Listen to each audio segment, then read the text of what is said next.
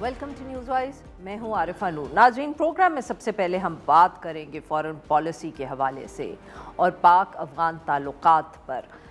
पिछले दिनों में हमने देखा कि जो कशीदगी है पाकिस्तान और अफ़गानिस्तान के दरमियान वो इस हद तक बढ़ गई कि अफ़गानिस्तान ने पाकिस्तान पे इल्ज़ाम भी लगाया कि पाकिस्तान ने हमले किए। उसके बाद हमने बॉर्डर के ऊपर देखा कि काफ़ी स्कर्मिशेस भी हुई और बावजूद इसके कि एक सीज़ फायर जो था वो पाकिस्तान और अफ़गानिस्तान के दरमियान अनाउंस हुआ, मगर फिर भी मसला हल नहीं हुआ। और फिर हम ये कह सकते हैं कि दूसरे जो मुसलमान ममालिक हैं वो इस मामले में शामिल हुए। और वीकेंड पे हमने देखा कि जो कतर के दारुल हुकूमत दोहा में जो है वो गुफ्तगू हुई पाकिस्तान और अफ़गानिस्तान के दरमियान, मीडिएट किया तुर्की और कतर ने, और इस हवाले से जंग बंदी पर एक दफ़े फिर बात हुई और मुस्तक़बिल में बातचीत जारी रखने पर भी इत्तफ़ाक हुआ।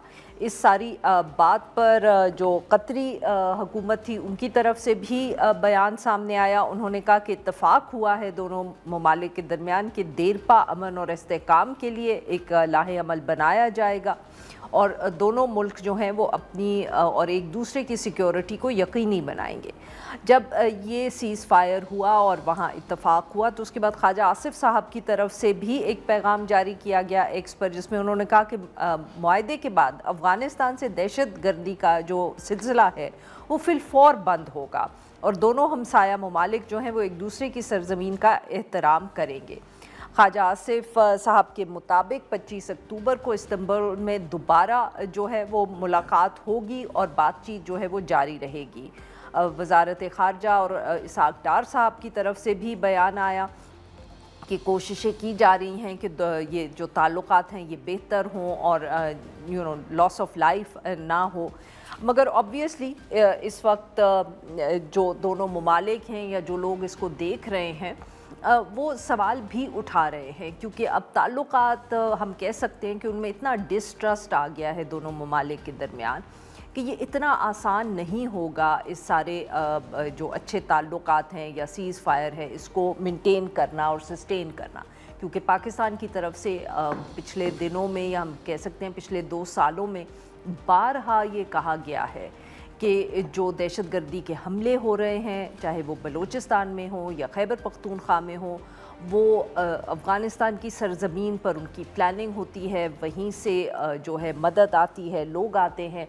जबकि काबुल की हुकूमत जो है वो शायद इतनी संजीदगी से इल्ज़ामात को नहीं ले रही, जिसकी वजह से आहिस्ता आहिस्ता चाहे वो बॉर्डर ट्रेड का मसला हो या अफ़गान रेफ्यूजीज़ का मसला हो, यहाँ से इन इश्यूज़ पे भी इख्तलाफात रहे, पाकिस्तान की पॉलिसी पर तनकीद की काबुल की तरफ से, और अब मामलात यहाँ पहुँच चुके हैं। सो इस सारे मामले पे गुफ्तगू करने के लिए आज हमारे साथ मौजूद हैं ताहिर साहब, सीनियर सहाफ़ी हैं, माहिर हैं अफ़गान अमूर के, और हमें ज्वाइन किया एजाज़ अहमद चौधरी साहब ने, साबिक़ सेक्रेटरी ख़ारजा हैं and he's also the chairman of an institute based in Lahore. Welcome to the show, gentlemen. जी ताहिर खान साहब, आपसे गुफ्तगू का आगाज़ करूँगी। किस तरह देख रहे हैं आप, या हम कहें कि कितने पुरउम्मीद हैं आप जो ये सीज़ फायर या इत्तफ़ाक हुआ है, मुआहिदा हुआ है कतर में? बहुत शुक्रिया, और एजाज़ चौधरी साहब की इजाज़त से जी एजाज साहब से आपकी बात पे भी कमेंट फिर लेंगे। आप स्टूडियो में थे तो इसलिए यहाँ से शुरू कर रहे हैं। बड़ी मेहरबानी। पुरुमीद जो है आपका सवाल, ये मुश्किल जवाब इसका इसलिए होगा कि बदएतमादी एक लिहाज से तो कम हुई है। एक और डेवलपमेंट ये अहम है कि 4 साल में तो आपस में आना जाना हुआ, और अब कतर और तुर्की का एक रोल सामने आया है।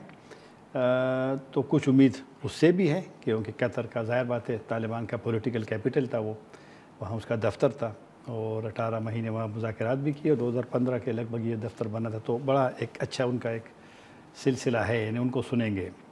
और तुर्की का भी अपना वो है, लेकिन फिर भी क्योंकि एक तरफ हम नहीं जाते, और मेरे ख़्याल में उसकी तरफ जाना चाहिए कि जिन लोगों की बुनियाद पे ये لڑائی ہے ہماری پاکستان اور افغانستان کے درمیان ہوئی، ان کا کیا ہے؟ وہ میں نے جو کلعدم تنظیمیں ہیں، کلعدم گروپس جو ہے جو ریاست پاکستان کے خلاف جنگ کر رہی ہے، اور اسی کی وجہ سے لڑائی بھی ہوئی، اسی کی وجہ سے دونوں مجبور ہو کے قطر بھی گئے، ان کا کیا ہے؟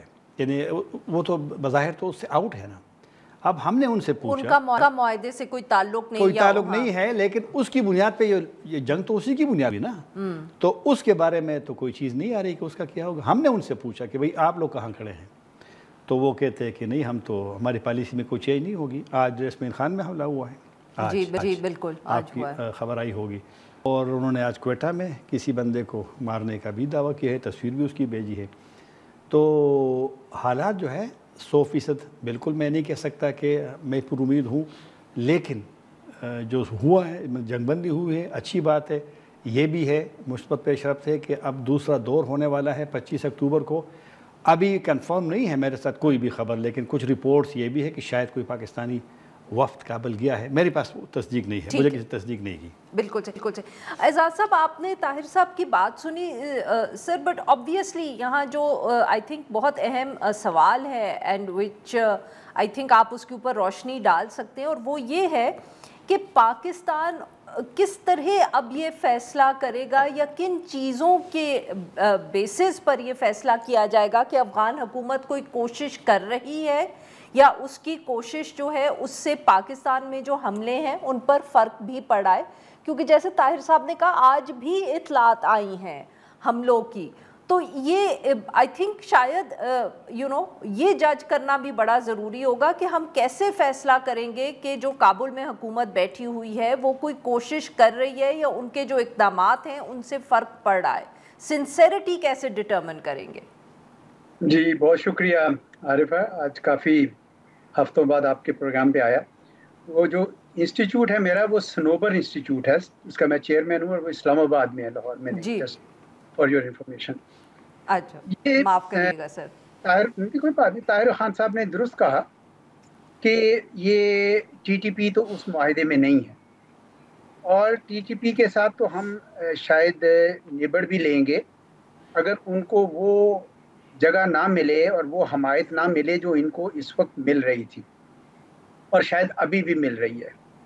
پہلے تو کچھ غلطیاں ہم سے بھی ہوئی، ہم نے خود ٹی ٹی پی سے بہت بات چیت کی، غلطی نہ کہیں اس کو، چلیں اس وقت کی حکمت عملی تھی کہ ہم نے بات چیت کی، کیونکہ بات چیت کرنی چاہیے تھی، لیکن وہ سود مند نہیں ہوئی، اور نتیجتاً 2021 سے جب سے طالبان آئے ہیں کابل میں، اس وقت سے ہر آنے والا سال زیادہ خون ریزی کر رہا ہے، اور 2024 میں تو ساری حدیں پلان دیں۔